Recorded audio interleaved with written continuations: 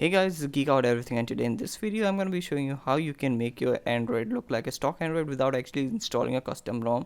So we're just going to use three apps. So the first one is PowerShade. PowerShade is actually used to change the notification bar.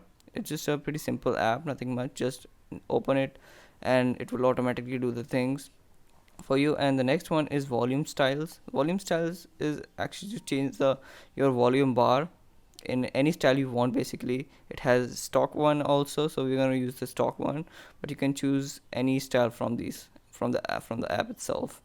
So yeah, this is the power shade. Just open it and allow some permission that it will ask you to. You can customize so many things as well because it's pretty much already set up as default, so we're going to use that. And this is the volume slider app. Just allow some permission that it will ask you to, and then you will be good to go. And you can use any style you want basically, but we're going to use the stock one just because we are making it look like a stock Android. So yep, that's about it. And the launcher that I'm using is Nova launcher. It's the Prime one. You can use the normal one also, but in Prime one you can change the size of icons and fonts. But I think the free one is also really good. You just have to go to the Play Store and download the Nova launcher.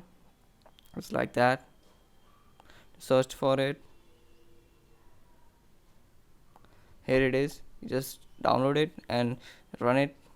Be good to go. So guys, that's for this video. Now it's a pretty simple tips and trick video, and if you just simply like this video, hit the like button. If you haven't subscribed yet, hit the subscribe button. That'll be really helpful, and I'll see you in the next one. Till then, peace out.